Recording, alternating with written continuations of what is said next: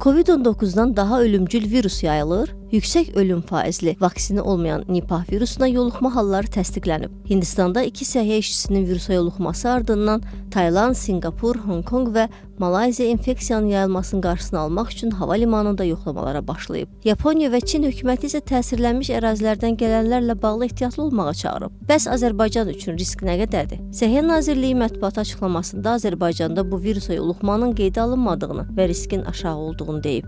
Daxili yayılma riski aşağı qiymətləndirilir və proses Səhiyyə Nazirliyi tərəfindən daim nəzarətdə saxlanılır. Azərbaycanda sərhəd keçid məntəqələrində sanitar-epidemioloji nəzarətin gücləndirildiyi bildirilib. Bəs bu ölümcül virus haqqında nə bilirik? Əsas simptomları qızdırma, baş ağrısı və əzəl ağrısı ilə başlayıb ciddi tənəffüs problemləri, beyin iltihabı, nevroloji problemlərə səbəb ola bilər. Virusa qarşı təsdiqlənmiş müalicə və peyvənd hələ ki yoxdur. Lakin Oxford Universiteti Nipah virusu peyvəndini sınaqdan keçirmək üçün Bangladeş klinik sınaqlar aparır. Hazırda Hindistanda Nipaha yoluxan 2 nəfərlə təmasda olan 200-ə yaxın insanın nəticələri mənfi çıxıb. Bu virus ilk dəfə 1999-cu ildə Malayziyada aşkar edilib. Həmin dövrdə 200-ə yaxın adam yoluxub, onlardan 100-ü ölüb. Virusun əsas mənbəyi meyvə yarasaları və donuzlar hesab olunur. Yoluxmuş heyvanlardan, həmin heyvanların ifrazatı ilə çirklənmiş meyvələrdən insana keçə bilər. Virus həm də insandan insana keçə bilir. Lakin Dünya Səhiyyə Təşkilatı hazırda insandan insana yoluxmanın artmasına dair heç bir dəlil olmadığını bildirib. Bu virus Covid kimi hava ilə deyil,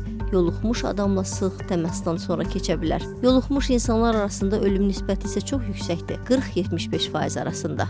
Virusun mutasiyaya uğrayıb daha çox yoluxucu hala gələ biləcəyi ehtimalı da var, amma alimlər onun qlobal miqyasda yayılmasının mümkün olmadığını bildirirlər. Dünya Səhiyyə Təşkilatı yayılma riskinin az olduğunu, səyahət və ya ticarət məhdudiyyətləri tətbiq etməməyi tövsiyə edib.